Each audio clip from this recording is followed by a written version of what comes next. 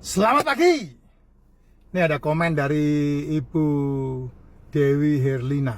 Pak Jes, anak saya leukemia. Tapi sekarang asal makan masuk muntah. Apa yang harus diminum, Pak Jes? Percaya enggak? Yang namanya orang sakit itu karena Tuhan sayang sama dia. Makanya kamu disadarkan bahwa kamu harus mengelola tubuhmu. Omongan saya catat baik-baik, Bu. Maaf ya, tapi ya bukan menggurui. Tapi saya melihat dari kehidupan yang saya jalani dalam diri saya. Semua orang yang sakit dan penyakitnya adalah masalah-masalah metabolik. Apapun itu penyakitnya, asal masalah metabolik. Beda dengan kalau kamu kecelakaan, kamu melahirkan, kamu ini itu beda ya. Ini penyakit-penyakit yang tidak ada hubungan sama metabolik, ya urusanmu sama dokter lah. Ya, dokter lebih ahli untuk mengurusi masalah-masalah metabolik. Tapi ini bicara penyakit-penyakit yang tidak ada urusan dengan metabolik.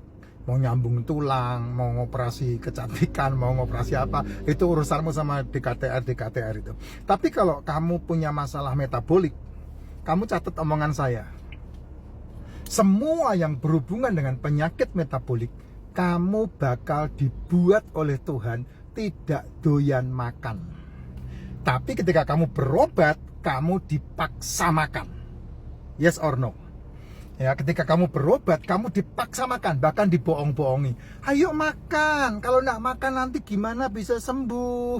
Nanti sakitnya tambah sakit loh. Ya, itu kebodohan. Kenapa saya bilang kebodohan? Karena kamu berhubungan dengan penyakit metabolik.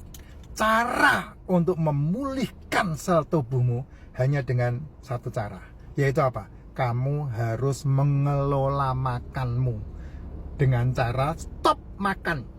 Dan setelah kamu stop makan, kamu harus memberikan asupan kepada tubuhmu makanan yang betul-betul dibutuhkan oleh tubuhmu. Apa itu makanan yang betul-betul dibutuhkan oleh tubuhmu? Telur, ikan, daging, seafood. Ini adalah makanan yang dibutuhkan oleh tubuhmu. Selain itu, singkirkan. Jajanan singkirkan, cemilan singkirkan, kue-kuean singkirkan, cepuluh singkirkan, minuman-minuman berenergi, minuman-minuman manis singkirkan, semuanya singkirkan, termasuk NaSIC singkirkan.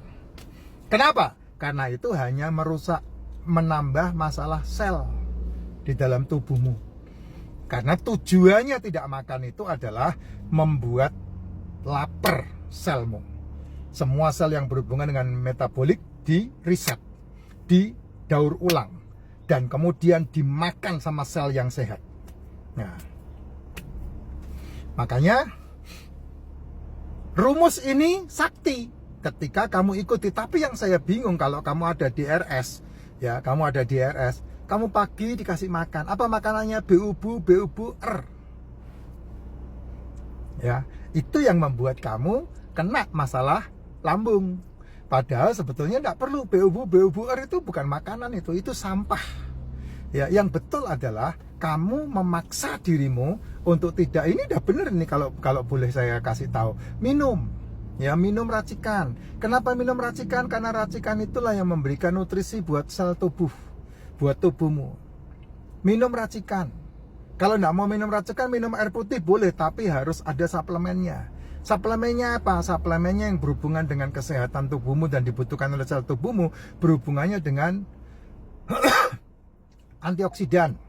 Yang saya sarankan adalah kamu mau pakai liposomal glutathione, kamu mau pakai propolis, atau kamu mau pakai royal jelly. Udah 3 ini aja. Ini yang berhubungan dengan antioksidan. Liposomal glutathione berhubungan dengan liver, royal jelly berhubungan dengan liver, propolis berhubungan dengan liver. Tiga-tiganya berhubungan dengan liver. Ya, yang kedua, kamu harus minum suplemen yang berhubungan dengan lambung dan usus. 2, yang untuk lambung dan usus itu bicara masalah bakteri dan lemak. Minum MCT sama minum probiotik. dua ini. Ya, karena probiotik akan berhubungan dengan pencernaan, MCT berhubungan dengan penyerapan di dalam usus. Lambungmu jangan diutik-utik karena lambungmu itu sakti. Jadi tidak ada itu masalah-masalah lambung itu, tidak ada. Kecuali kamu tidak pernah minum, atau kamu diajari dikit-dikit makan, dikit-dikit makan, dikit-dikit makan, dikit-dikit makan. Nah udah resiko kamu kena lambung itu nanti. Ya ini dua ini. Nah, sama satu lagi yang dibutuhkan oleh tubuhmu adalah D3K2 yang berhubungan dengan rilis dari pembuluh darah, tulang, kulit. Nah itu D3K2. Nah itu suplemen-suplemen yang kamu pilih untuk kamu minum. Tapi kalau kamu udah minum racikan Makcin, nah racikan Makcin itu udah mengandung banyak nutrisi, mineral, vitamin ada di situ semua. Makanya minum racikan Makcin sesering mungkin itu membantu kamu walaupun kamu tidak makan.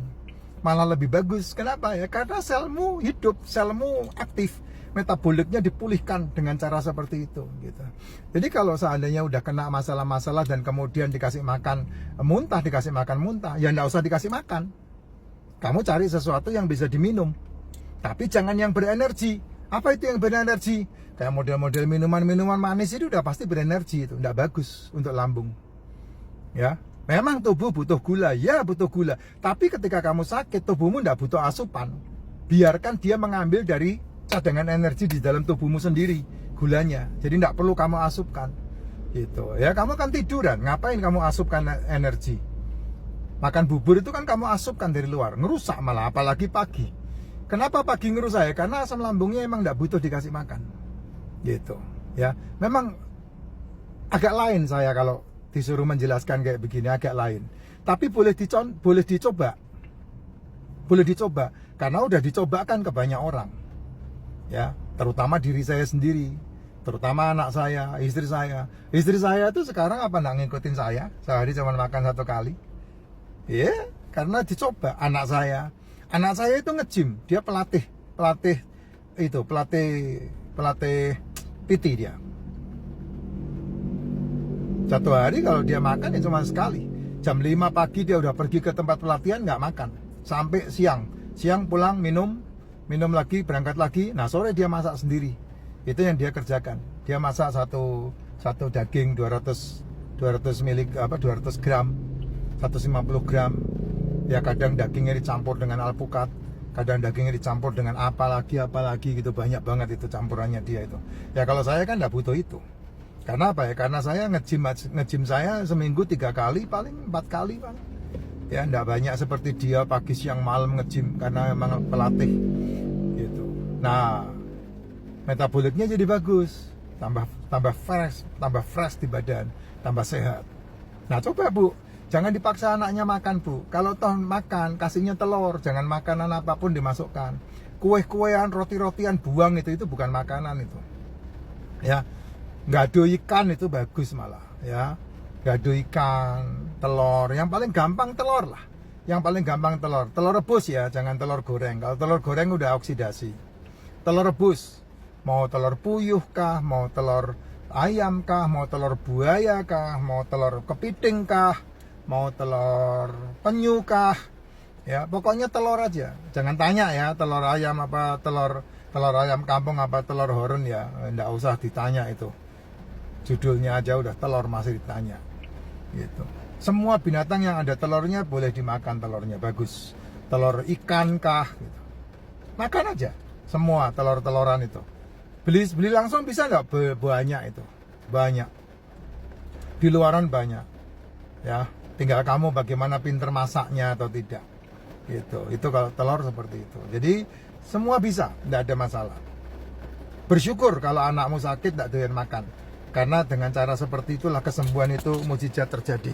Kalau kamu kasih makan malah justru tidak sembuh-sembuh. Ya. Kalau saya melihat posisi kehidupan saya, nah dengan cara itulah saya sekarang jadi seperti sekarang ini. Sehingga saya 2022 saya udah enggak minum obat lagi. Coba pikirkan ya. Mereka bilang bahwa seorang yang sudah minum obat pengencer darah seumur hidup akan minum obat pengencer darah. Demikian juga dengan kolesterol. Saya tidak mau minum itu dan sudah sejak tahun 2022 saya berhentikan. Sampai hari ini saya tidak pernah minum pengenceran lagi. Ayo, hanya mengelola cara